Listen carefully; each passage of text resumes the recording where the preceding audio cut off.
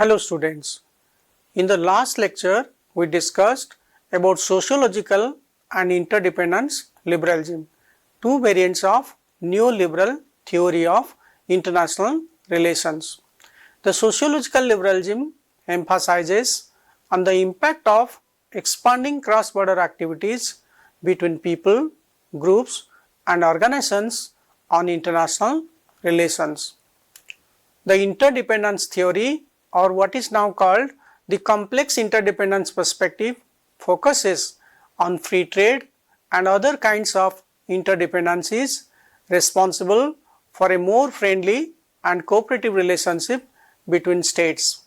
In this lecture, we will discuss the remaining two variants of neoliberal theory called institutional liberalism and republican liberalism. Let us start our discussion with the following outline. First, we will discuss the major assumptions of institutional liberalism, then we will discuss the main arguments of republican liberalism, then we will conclude with some concluding remarks, and finally we will summarize the main discussion. So, let us first start with the institutional liberalism.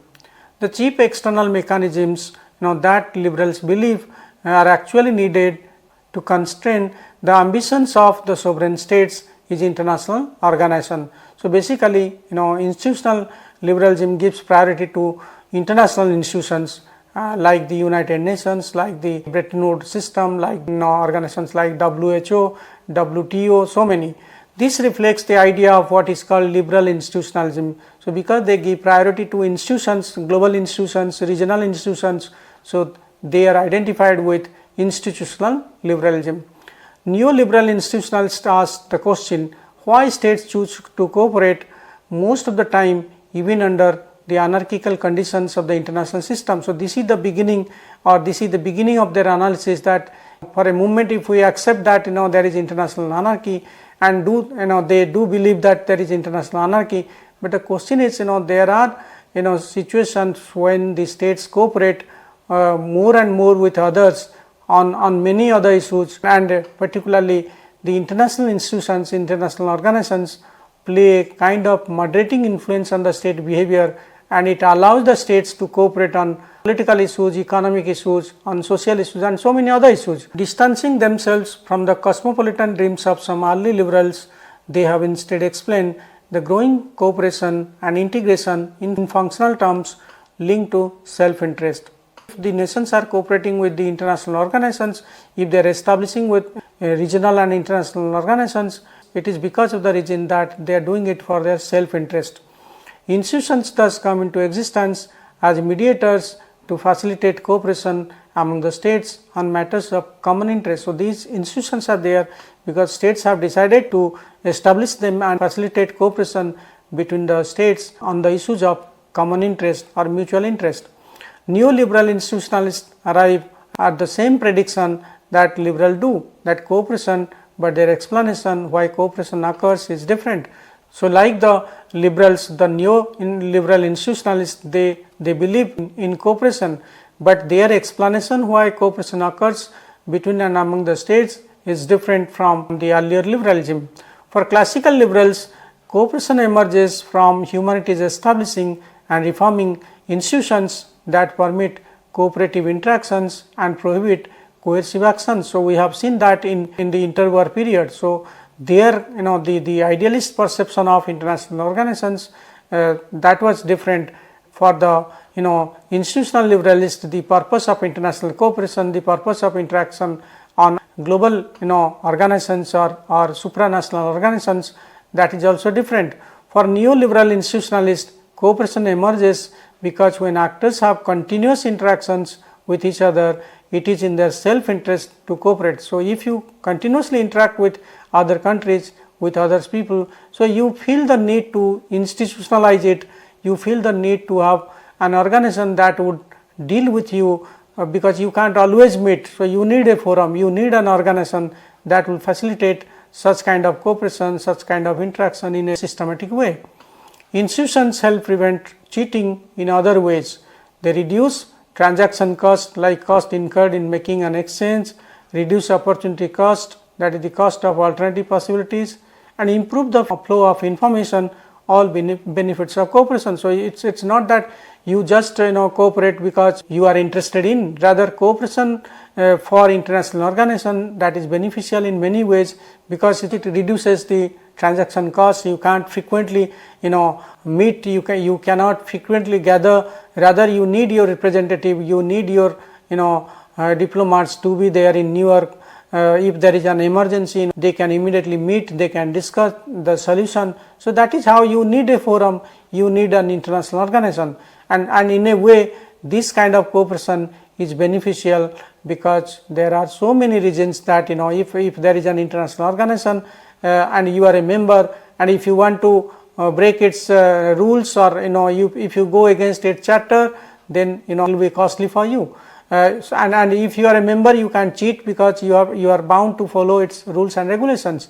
And also when there are international organizations that give you a lots of information which is otherwise very difficult for you to get, because individually you can't get all the information. So there are so many reasons for cooperation, and it's always for their national interest, because that serves the interest of the nation, it serves the interest of the people. And this is why most of the countries, they think of international organizations because of this reason. There are two other conditions for explaining this kind of cooperation. The first is cooperation in one issue may help the states to focus on other issues, other areas, and thus cooperation on trade may help them to cooperate on security issues. So if there are international organizations, and if you cooperate in a particular area, the organization would facilitate you to cooperation in other areas. So if it is established for trade, you get an idea for a kind of organization that may deal with security issues. So because of the continuous interaction between the states, continuous meeting of the states in different forums, different international organizations, so they get new ideas, and the establishment of Quad is an example. So if you frequently meet in different international organizations, if you meet for different occasions, that may provide you an opportunity to think about some other international organizations, or maybe some other groupings. Second, whatever the original condition of its establishment, once established, the institutional cooperation can exist and even flourish, even if those initial conditions vanish.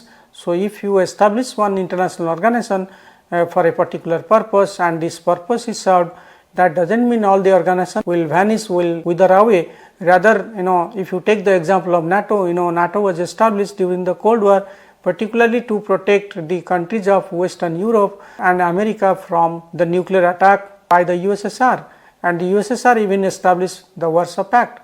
But after the end of the Cold War and collapse of the Soviet Union, there was a lot of debate that whether NATO should still continue, but NATO continued, and it is now serving its purpose very well. And in fact, the current Russia and Ukraine war can be explained on the basis of the expansion of NATO, because Ukraine wanted to be a member of the NATO. So this is the logic, that once the organization has been established for some purpose, over the period of time it develops a kind of interest, or you can say vested interest to continue itself. That may be reason why more and more states are interested for international organizations or different kinds of cooperation. The idea of international liberalism can be easily understood when we compare them with the statements of the realist paradigm. So if you want to know more about institutional liberalism, it is always better if we compare that with realism.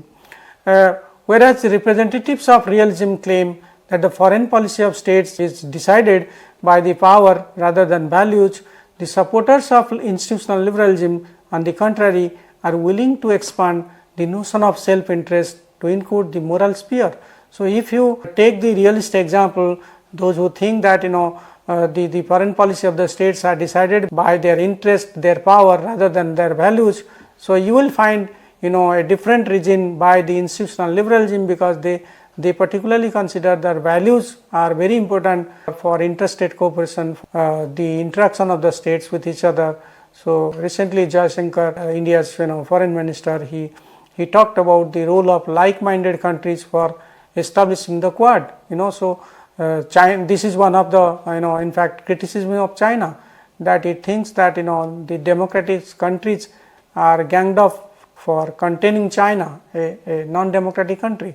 So if you think of values, that is also important for understanding the country's foreign policy. So, your common value of democracy has united you with other countries, and that may be a reason for establishing a different kind of organization. Whereas the realist paradigm underlines hard security, the theory of institutional liberalism describes security in a very comprehensive way. So, military security is important, but so also your internal security, so also your social stability, so also your environmental security, so also your planetary security. So, you can't think of security just in military issues or just from your state's perspective. Now we talk of common security, now we are talking of human security, now we are thinking of regional security, now we are thinking of planetary security. So, the concept of security, the notion of security has become broader, and nowadays you can't think of security just in terms of military or military security. Thus, for neoliberals, institutions are critical because they facilitate, widen and deepen cooperation by building on common interest, thus maximizing the gain for all parties. So, if you establish any international organization that maximizes your security, that in a way contributes for your betterment. So, that is the reason why most of the liberals think that the states establish international relations. It is not just because of relative gain, rather you get absolute gain. Institutions help to shape state preferences, thus cementing the cooperative relationship between the states. So, in that way the international institutions, the international organizations, they cement interstate relationship, they cement state to state cooperation, state to non-state cooperation, and that is why they are important. And most of the countries, they are now thinking of more and more establishing regional organizations, extra regional organizations, and sometimes global organizations, and because that contributes to their prosperity, to their security. Now let us discuss about the Republican liberalism, the last variant of neoliberalism. Like classical realism, the liberal perspective on international politics adopts an inside out approach to theorizing, that we discussed that they are not just focused on the external factor, rather the liberals are talking of combining both the internal and external approach to security, and that is how they theorize.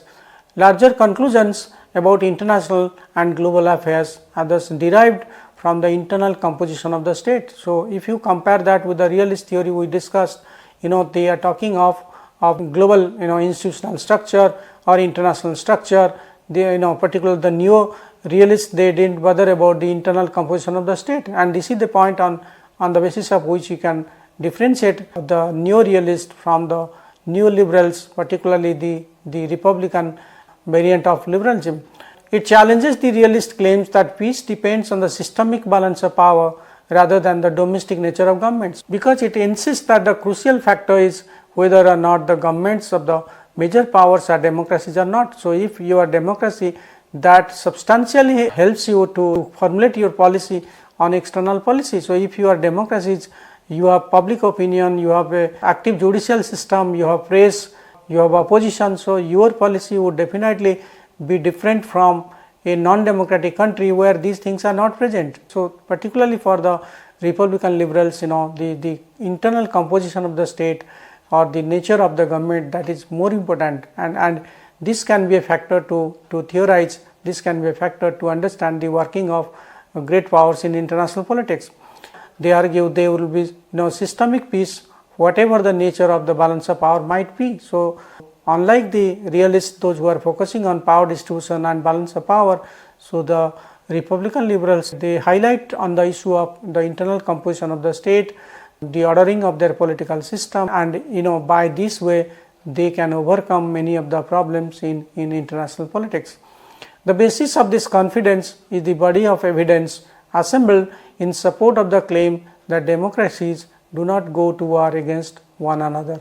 So, basically there has been a lot of research, and there is a new theory that has come out of this, and that is called the democratic peace theory. So, they have gathered sufficient number of data to claim that democracies do not fight war against each other, because there are internal constraints, there are internal political composition, there are internal issues that in a way stops them to do or fight or prepare for a war.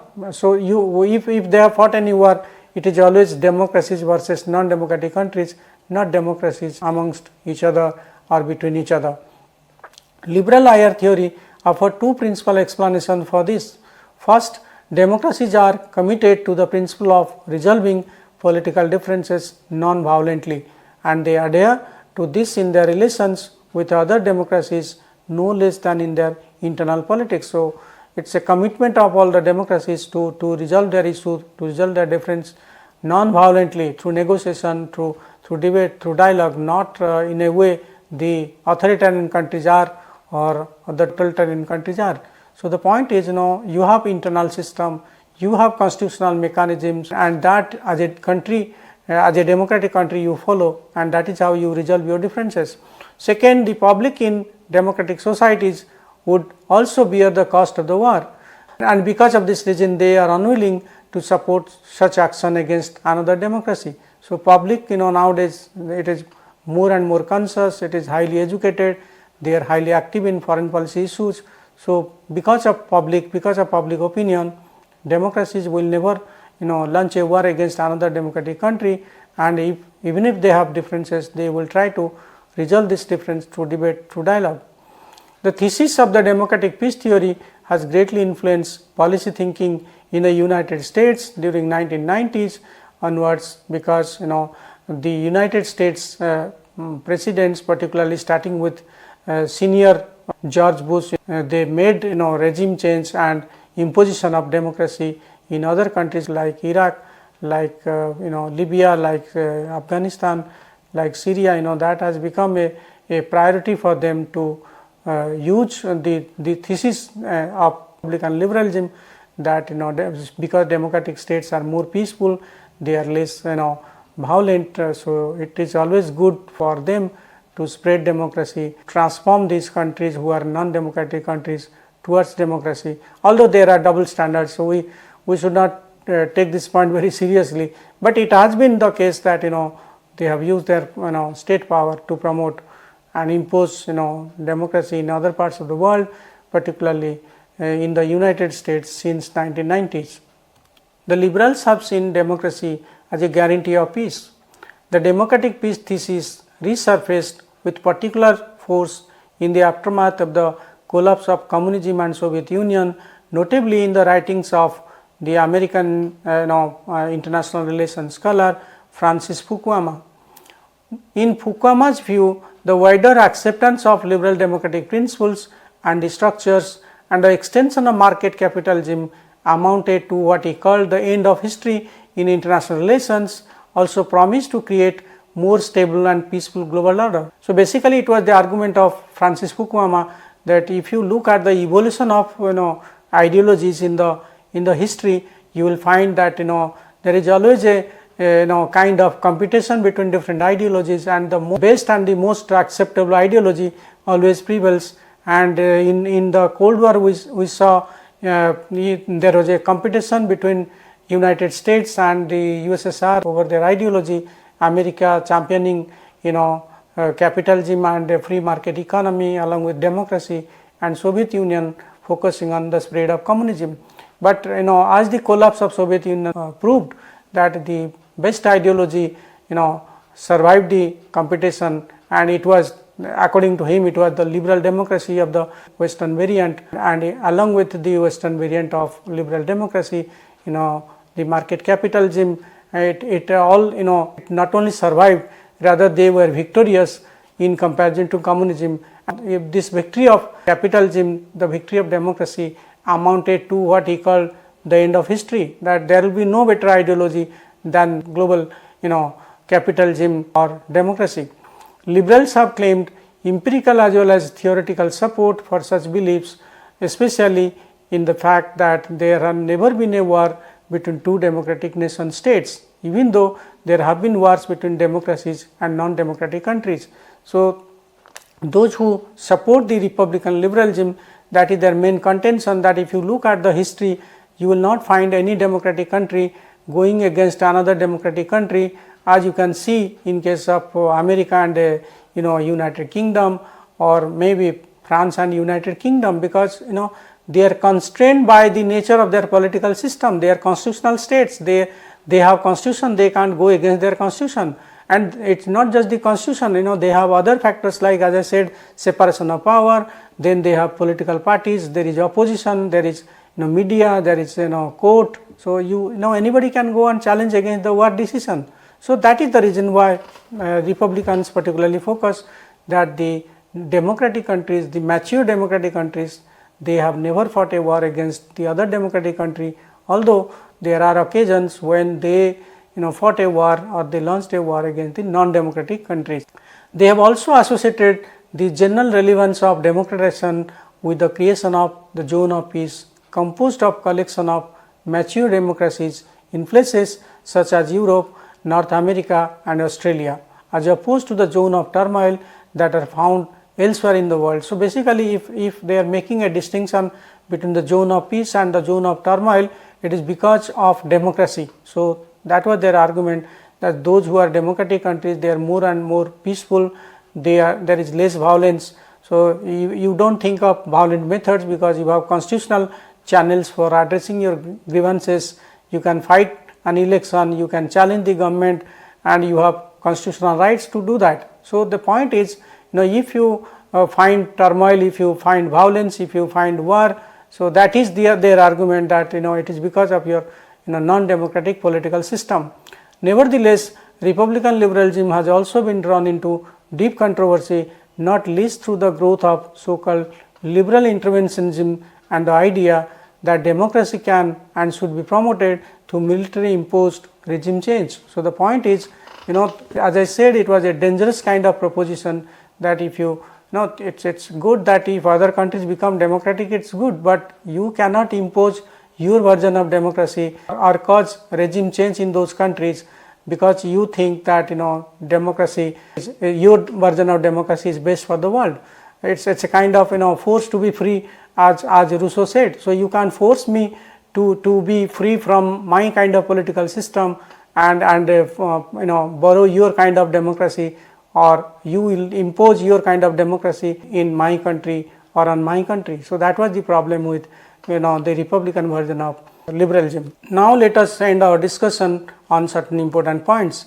These different strands of neoliberalism are mutually supportive in providing an overall consistent argument for a more peaceful and cooperative international relations. So if you look at all the variants of neoliberalism, you will find that they are all saying about a very peaceful and cooperative kind of international relations. If you follow them, if you borrow their ideas, they consequently stand as a challenge to the realist analysis of international relations. So because of the ideological rivalry between the US and USSR, the classical liberal idea of international relations suffered a setback, and realism became a kind of cult in America, in other parts of the world.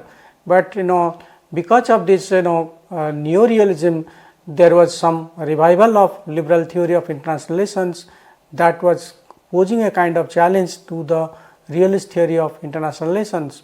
In the 1970s, there was a general feeling among the higher scholars that neoliberalism was on the way to becoming the dominant theoretical perspective in the discipline. So because the way they argued, the way it was convincing, so many were of the view that the time has come for liberalism, because it would soon replace the realist thinking, which it considered as one-sided. It was considered as something, a kind of very pessimist kind of analysis. So there was a hope at least. But a reformulation of realism by Kenneth Walters once again tipped the balance in favor of realism. So when Walters published his book and gave a scientific basis to the arguments of the classical realism, that in a way contributed for again the popularity of neo-realism in international relations. Neoliberal thinking could make convincing reference to relations between industrialized liberal democracies to argue its case about a more cooperative and interdependent world. So whatever they have argued, in a way they are arguing which is convincing, but most of their arguments are based on the experience of the Western liberal democratic countries.